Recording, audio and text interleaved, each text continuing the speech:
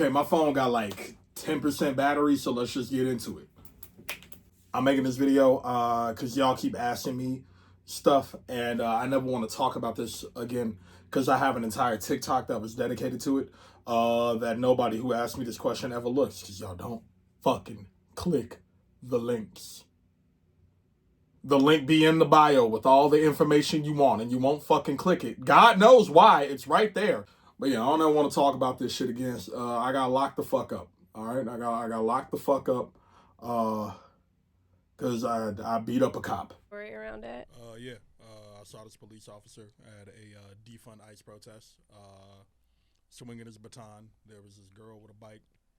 They pulled her bike away, put her on the ground, started beating her up. They got him off of her. Then he started swinging at somebody else. Somebody grabbed his baton, and I went upside his head with a skateboard because I saw him beating the shit out of women. And that's not how my mom raised me. So I hammed his bitch ass up. And I did 2 years on house arrest. And now I'm on 2 years of probation. Years on house arrest was hell. It was probably the worst thing I'd ever been through. It was rife with failure after failure after failure, time and time again, on the Cook County Sheriff's Department, on their end of things. They just couldn't get it together. They would call me incessantly while I was at home. They would call me while I was at work. The calls would happen because the leg monitor that I was on used GPS. And if you've ever been on Uber Eats and you hit the button that said use current location, and it never put you like in the house next door, or the house down the street, or the house across the street from yours. That's essentially what my leg monitor was doing all of the time. So my leg monitor would just ping me at multiple houses at once, usually in the middle of the night. And it would just, they would call me. They would call me at all hours of the night. They'd wake me up, and I would never get any sleep. They'd do it multiple times a night. It would ruin dates. It would ruin hangouts. It would ruin my circadian rhythm.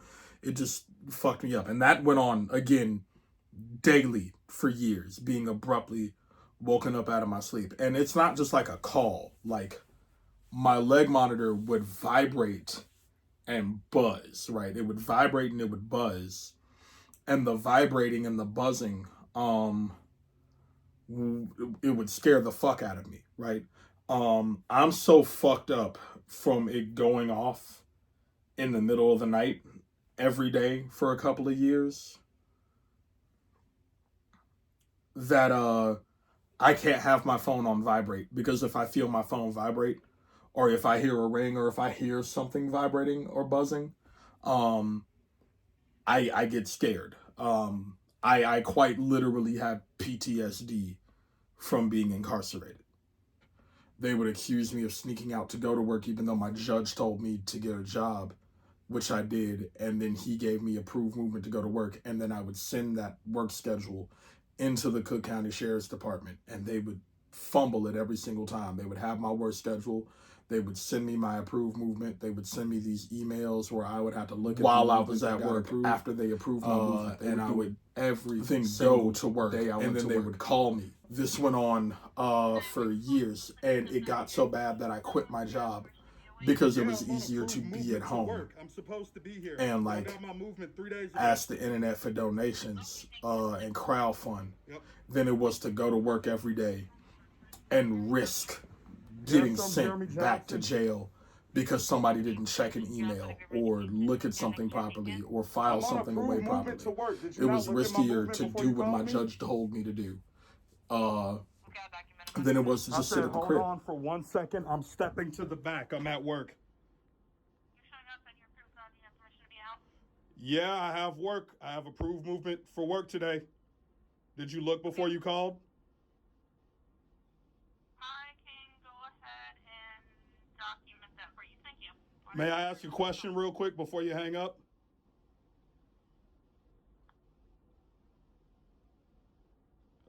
Hello?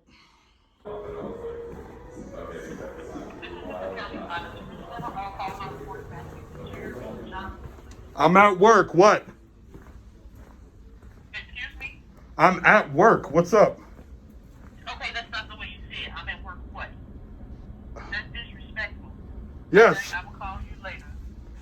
What do you mean disrespectful? Y'all call me at work when I'm on movement and get me in trouble at the job.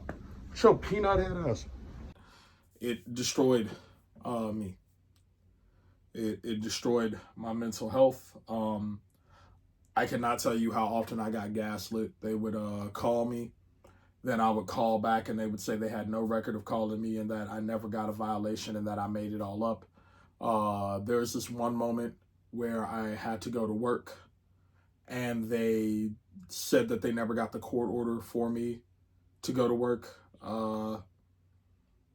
just for them to find it a couple of minutes later. And, you know, they told me that that was all on me. For the 8th, but my request for today and for the 5th just didn't get put. Where's your court order to work?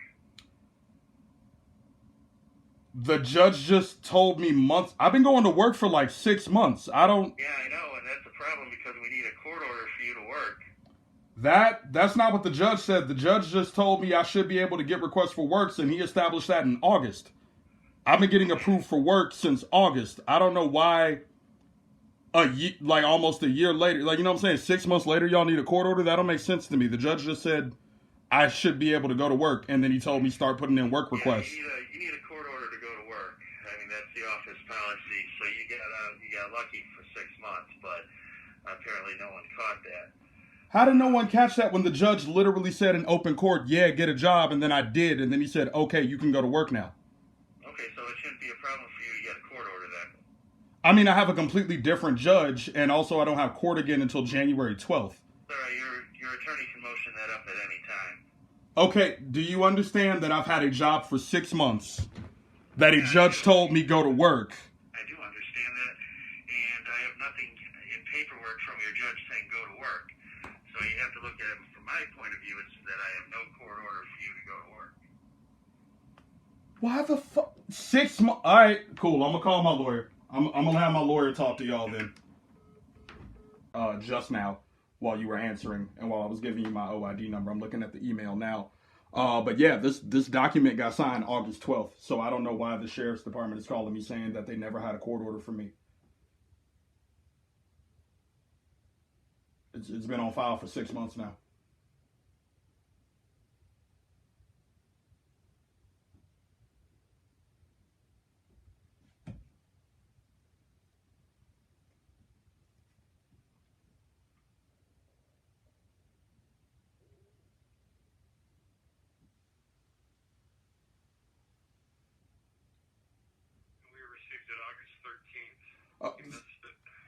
You received it August 13th? You've had the court order since then? Yep. So why the fuck did he call me telling me that he didn't have it? He had to have dismissed it.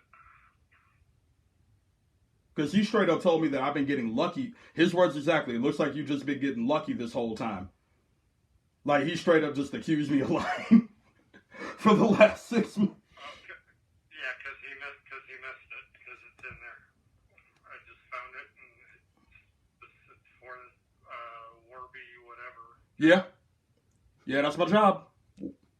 That's where I've been working for. Holy fuck. Okay. Documents. Well, at least we know they're working today and looking at stuff. I mean, that's... I'll just resubmit it. I don't even have to wait until I receive the paperwork you sent us, because we got it already. Okay, cool. Well, thank you. Just multiple instances of being gaslit and lied to and told that I was making it up, that I was making it all in my head, or that it was my fault that the monitor was going off. They would come to my house and they would accuse me of sneaking out, and they would threaten to take me back to jail all the time. It was constant, and they would also hit me up in my sleep constantly. I never got a full night's sleep.